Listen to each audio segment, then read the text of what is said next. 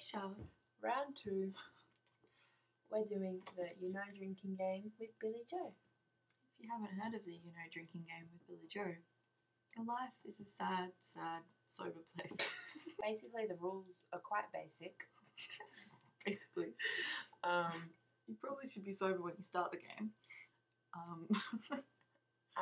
Basically, all you do is drink every time Billie Joe says, as a filler word, as a connecting word, as a segue, as a noun, as a verb, as avoiding a question. So we'll just play. Where we like to play with the Time to Talk interview, because it's City University Television, in association with the New York Times, presents Times Talks at the New York Times Arts and Leisure Weekend. Today's presentation, Walking Contradiction, with musician Billie Joe Armstrong of Green Day. Times reviewer John Corellis, chief pop music critic. Either way, this is a really informative interview. I keep going to drink. I think you don't have ever seen a review the whole way through. I've never watched the whole way through because I've always played for this game. I must have played this game about 5 minutes. And you get a few minutes and you just want to die. First, thank you all for coming. You guys know, as every American idiot knows, about Green Day. They've been at it since he was a teenager, and still one of the strongest, most innovative punk bands on the planet. So I want to welcome Billie Joe and thank you for coming. Back when punk was in the CBGB era, when I first got to New York, if you had walked into CBGB in like 1980 and said, okay, I've got a punk rock opera here, it's got some 9-minute songs, some suites, they would have taken away your leather jacket. So what prompted you to make this thing? That was the hardest thing to really to talk about, was to talk about the album before it actually came out, because I think I went up on one of the Green Day message boards, and they announced what it was, they had a press release about it being a punk rock opera, and someone goes, these guys are fucking nuts, man. That sounds terrible, So it's, I don't know, one day we were sitting in the studio, and I had to take off because we had a place in Oakland, California, where we were doing all the writing at. And then Mike was there by himself, and he ended up writing just a 30-second song, and it was just this really funny sort of vaudeville, thing. And then I said, I want to do something, and because of using technology, I was able to connect mine to his, and then Trey did one, and then so on, and we had like a 9-minute song, and so which ended up becoming the song "Homecoming" on the album. So I don't know, it was just it felt fresh. It was definitely Green Day, so we were just like, this is what we should be doing, Did it take a long time, and did you have a story in mind when you started, or did it start with the music? Well, that Homecoming, which would end up being sort of like the finale of the record, Homecoming, at that time, I think it was about Mike being by himself at the studio. So it was just funny. He was just like, right, and everybody left the studio but me. So it was, I don't know, it was really funny.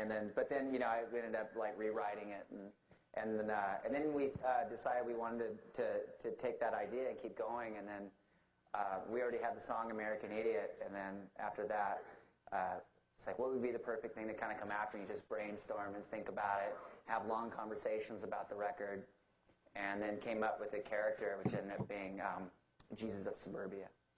Huh. And then you told his story. Yeah. You say a lot of times, a couple of times in the album, you say the child of rage and love. Do you identify with that character? Yeah, I think there was a time during Warning where I think we wanted to be more like positive or whatever that word means. So it so we ended up doing so anything to not be negative. So I don't know. So when we were talking about just how do we say this, and I don't know. For me, I think it's okay to write like in a negative way. So it's like someone, you know, when that first line, "I'm the son of rage and love," first came out, it was like a floodgate for that song. It was just all this like anger and frustration and whatever that you sort of have pent up inside you that you sort of live with for so many years. You just end up just kind of all coming out at that moment. So. You know, and that could be whatever. I'm the son of rage and love. It could be the son of your father and your mother, or, you know, depending on, you know, what you think of rebellion, you know, in terms of what is self-destruction and what is, you know, following your beliefs and ethics, you know. No, I mean, and you also have St. Jimmy in there who ends up killing himself. Socially, at least, I don't know. Something I don't know. I don't know. It gives you this fear in your heart. No, I know you first. You said you first. I just died inside. Well, I mean, when authors write novels, they identify with all the characters at once. Mm-hmm. I mean, do you identify with the extraordinary girl? Do you identify with St. Jimmy? Are these all aspects of you or of the band? Yeah. I mean, I think I'd have to definitely live. You know, those sides of life for sure. You know, especially with Saint Jimmy, just because Saint Jimmy is such a just 4 in a row. A character. He's it's kind of the antagonist in the story of the record, and kind of ends up becoming I don't know, just that he sort of follows that sort of blind side of what rebellion is. It's just the self-destruction. He's a very charismatic and you know, he's kind of one of those guys that I think a lot of people know. I was talking to a friend of mine. We're talking like, God, there's so many people that you know that are kind of like that guy. Like, yeah. And a friend of mine was saying how he had a friend that just one of those guys would fly off the handle. And he had this friend that ended up putting out, when they're really young, his parents had this brand new coffee table, and he's sitting there, and he just took a knife and he wrote "Eat shit." Fucking hilarious, Billie Joe. It's like, you're like, and for someone that's maybe more innocent to see something like that, they're like, it's like really seductive at the same time, and it kind of, for a lot of people, it kind of carries on, throughout the rest of their life, or a little bit of Ritalin. But okay. Calm right down. Yeah. There's a little Ritalin on the album too. Yeah, a little bit. So you already had American Idiot? I mean, was that inspired by world events? We were drunk when we started. Where'd that song come from? This tasted just like juice when I started drinking it, and now it tastes like straight bullshit. I think I was sitting around, it was right when the war in Iraq first started, and there was these journalists that were embedded into the tanks that were, their road to Iraq, and it was, it was one of those moments where, like, reality television meets, something like, CNN News, splashed in with Viagra commercials.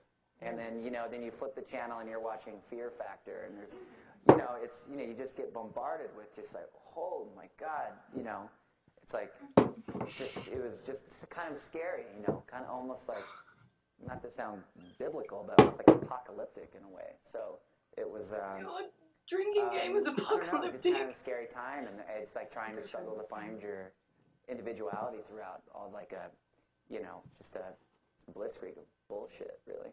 Yeah. No, I don't know. Tell me more. Media brainwashed America. Mm-hmm.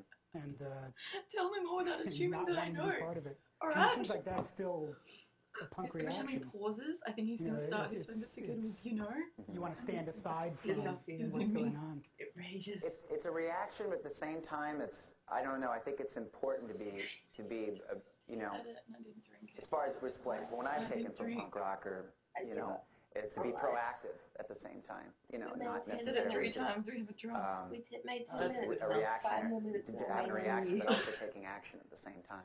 So making a bold statement. It's the best thing. Alright, let's go now. In short, I hate Speaking of punk, I love and hate him, and he's an you met asshole. Mike when you were like